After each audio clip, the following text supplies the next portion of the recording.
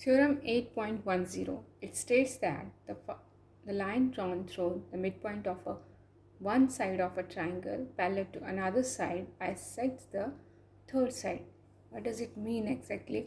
If there is a triangle and we are taking E as a midpoint of one side of this triangle and draw this EF parallel to the third side BC, then this line will divide the AC into two equal parts. That means EF will be the midpoint of AC. यानी कि अगर किसी भी triangle में किसी भी एक side का मिड पॉइंट लिया जाए और थर्ड साइड के पैरेलल उस मिड पॉइंट से होती हुई एक लाइन डाली जाए, तो ये लाइन जो दूसरी साइड है उस साइड को टू इक्वल पार्ट्स में डिवाइड करेगी। ये हमें प्रूफ करना है। इसको प्रूफ करने के लिए हमें क्या करना होगा, हम यहाँ से सी पॉइंट से ए बी के पैरेलल एक लाइन ड्रॉ करेंगे इस तरीके से और इसको आगे एक्सटेंड करेंगे ऐसे। सपोज़ ये यहाँ पर जी पॉइंट पर इंटरसेक्ट करती है, ये लाइन जी पॉइंट पर इंटरसेक्ट करती है, तो ये एक ट्रायंगल बन गया। अब देखिए क्या करते हैं, तो हमें क्या गिवन है, given triangle ABC and E is the midpoint of AB. Also EF is parallel to BC। ये दो चीज़ें हमें गिवन है, तो हम क्या करेंगे, एक कंस्ट्रक्शन करेंगे। क्या कंस्ट्रक्शन करेंगे, ड्रॉ सी एक्स, ये हमने एक सी एक्स पॉइंट कंसिडर किया parallel to A B and extend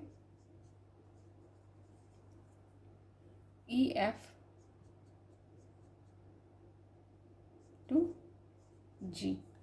जी तक हमने इसको बढ़ा दिया, या हम कह सकते हैं कि हमने इस तरीके से बढ़ाया कि सी एक्स को ये पॉइंट जी पर इंटरसेक्ट करे। ये कंस्ट्रक्शन होगी। अब देखिए इन दोनों ट्राइंगल्स को कंसिडर करते हैं।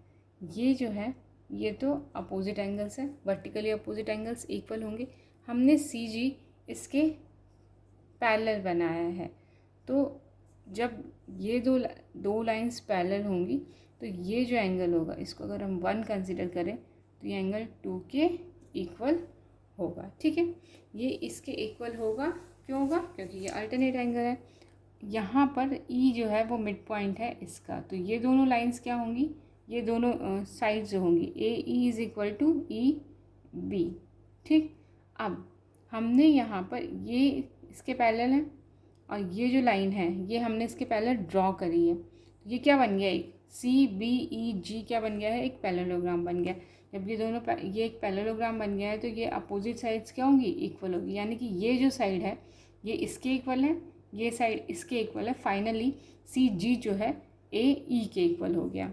तो क्या क्या इक्वल हो गए, ये एंगल इस एंगल के इक्वल हो गया, ये साइड इस साइड के इक्वल होगी, और ये जो एंगल है ये वाला एंगल भी इस एंगल के इक्वल होगा। क्यों, क्योंकि ये दोनों लाइंस क्या हैं, पैरेलल हैं। तो हम इसको 3 नेम दे देते हैं, एंगल 3, और इसको हम कंसिडर करते हैं एंगल 4। ठीक है, तो ये दोनों ट्राइंगल्स क्या हो जाएंगे, एंगल साइड एंगल थ्योरम से कॉन्ग्रेंट प्रूव हो जाएंगे। जब ये दोनों एंगल्स कॉन्ग्रेंट प्रूव हो जाएंगे तो एफ सी और ए एफ ये दोनों साइड्स क्या हो जाएंगी, इक्वल हो जाएंगी, क्योंकि congruent part of congruent triangles. तो हमारा जो हमें प्रूव करना था कि F is the mid point of A C, वो चीज़ प्रूव हो जाएगी। तो चलिए करते हैं। In triangle A F E and triangle C F G क्या क्या इक्वल है, angle 1 is equal to angle 2।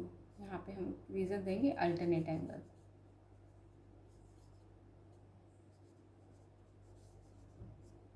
Similarly, angle 3 is equal to angle 4, again alternate angle. Now, as GC is parallel to EB, okay, and GE is parallel to CB, therefore CBEG is a parallelogram. This results, क्या हुआ इससे, C और ये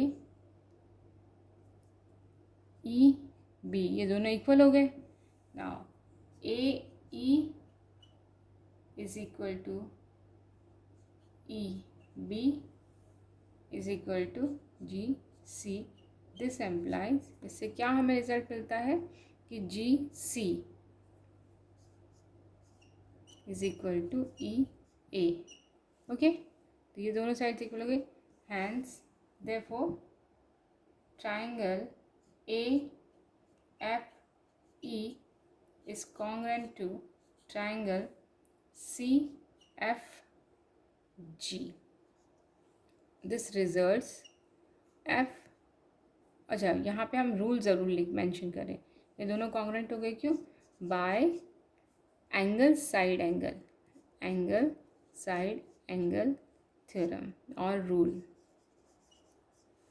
this implies AF is equal to FC. Reason, congruent part of congruent triangles. Hence F is the midpoint of AC. ये हमने prove कर दिया. जब F AC का मिड पॉइंट है, इसका मतलब क्या हुआ कि अगर किसी भी ट्राइंगल में एक साइड के मिड पॉइंट को थर्ड साइड के से पैरेलल लाइन ड्रॉ करती है, तो वो जो सेकंड साइड होती है वो उसको मिड में इंटरसेक्ट करती है.